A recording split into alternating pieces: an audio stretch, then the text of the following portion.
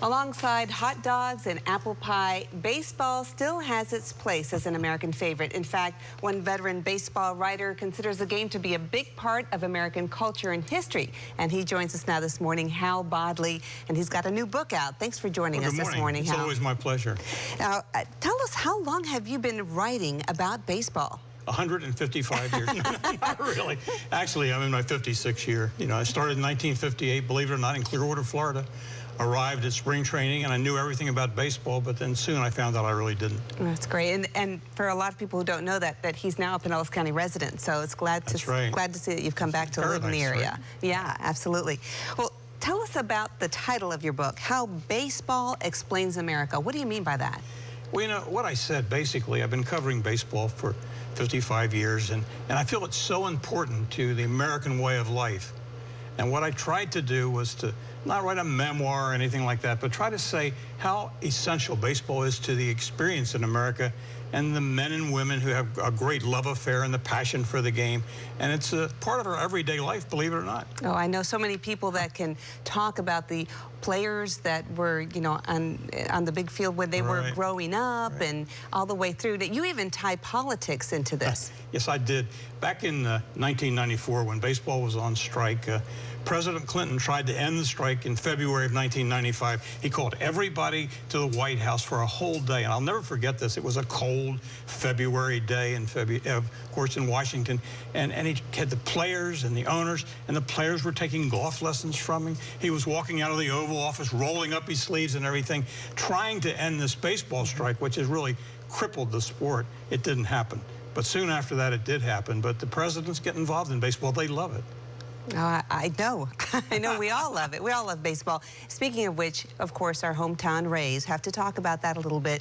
Do you think the Rays have a chance to turn things around this season? It's going to be very, very difficult. Every once in a while you have a lost season, and I think that's what's happened. Just last night, they couldn't score. They couldn't score. They didn't get the key hits. It's been happening all season long. There's been injuries to the pitchers, injuries to key players, and sometimes you just have a season when it doesn't work. And sadly, I think it's going to take an awful lot for this team to get it together. Had such high hopes for the season, too. I picked them to win the World Series. A lot of people did. What's going to happen to David Price? He had a great night last night, even though we lost. Well, you know, either you're sellers or buyers at the trade deadline, and I got a feeling that considering the way the season's going and considering the season that he's having, that it might be the right time to trade him. I know he doesn't want to leave, and the fans certainly don't want to leave. And in a way, you know, it's kind of a sad message to send to the fans. Here we're trading our best pitcher, but they have to get value back, and it might happen because of the season they're having. And that deadline's coming up. Oh, it really is, July 31st. So we'll have to see that. So now, as far as the big picture goes, and the Rays being able to stay in the Tampa Bay area, what is your opinion on that?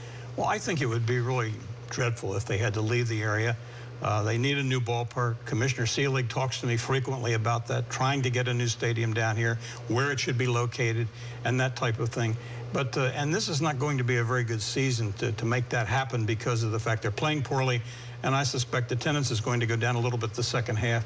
But I think a new ballpark, maybe located closer to more population, would help this ball club because it's a very, very well-run franchise. I mean, it's a state-of-the-art franchise as far as that's concerned. I'd hate to see them leave. Well, we all want to see them stay in the Tampa Bay area. Right, no question. And finally, do you think that baseball is going to be able to stay one of America's favorite pastimes? It used to be the favorite. Now it has to compete with football and a lot of other sports. Well, I still think it is. I mean, every day in my life I think about baseball, and I'm sure you do too. We talk about football. They just play once a week. Baseball's a marathon, 162-game marathon. They go all season. It's all the summer. Fathers taking their sons to the baseball game. You talk about going to a ball game. What is it? It's baseball. It's not some other sport. I think it's our national pastime. It's a rite of passage, too. No question about Little League and everything else going on. And, of course, here in the Bay Area, we can play year-long. That's right. So there's a lot of baseball going on out there still. All right, well, Hal Bodley's How America Explains Baseball. It's already out there in bookstores, on the shelves, so you can pick up a copy. It's just written. It's out of All right, very good. Thanks for joining us this morning. My pleasure.